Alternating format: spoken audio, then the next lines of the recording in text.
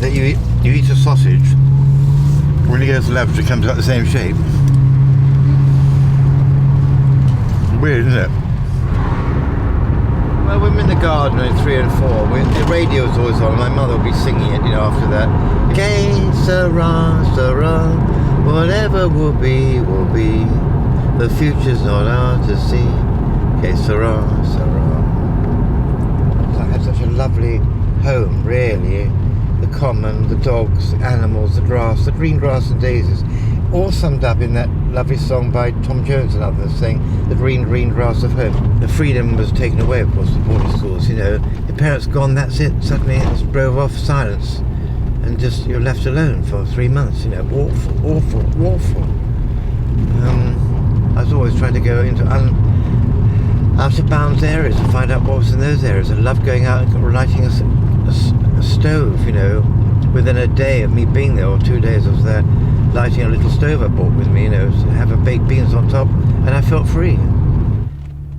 If you got 12 points in detention, I got that within hours, you got beaten. My house tutor said, well, you're new, so we won't beat you, I thought, fucking hell, this is something I hadn't reckoned on. Everything's taken away. You can't take in to your dormitory anything you want. You can't have anything you want. You can't go anywhere you want. You can't dress how you want. You can't wear the shoes you want. You can't wear the tie, your school tie even, done up in a certain way, like slightly thicker and then thinner. That was all your reprimanding points for that. If you got 12 points, you got beaten.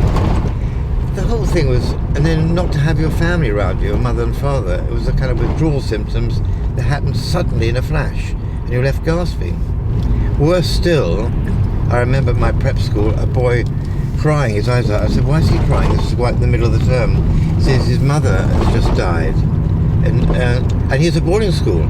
I thought, I used to hope and pray that would never happen to me, that I'd hear my parents had died when I was away. Yeah, I used to hitchhike. Now I did it. It's totally against the school rules, utterly. I didn't care, I just did it. And there was no guarantee you would get a lift. And I did get a lift. Couldn't have walked all that way. My mother would be lying out under the gooseberry bush, with tea with friends on a tartan rug in the lovely summer weather.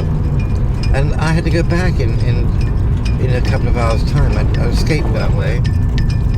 So, and I even went down and hired a boat, once, and went sailing, and then after a day's sailing, brought the boat back, got dressed again, and went back to school again. To me, that was the contrast between school and freedom of lying out, having tea, lying there as long as you like in the sunlight, in bosom, was to me the extreme contrast. And I remember the day when I left that school, I more or less jumped in the air and clicked my heels together. And people said, oh, aren't you sad? You miss all your school friends? God, freedom was above everything. I got out. And then coming down here to the sea, it gives me that, as would anyone, I think, is in a right mind, a sense of freedom. That's what the sea does to you. An infinite space. That's an infinite, as far as the eye can see, is empty. And anything on it is interesting, like a boat or a person by the seashells. It gives you a sense of fresh air and freedom. People have always appreciated that.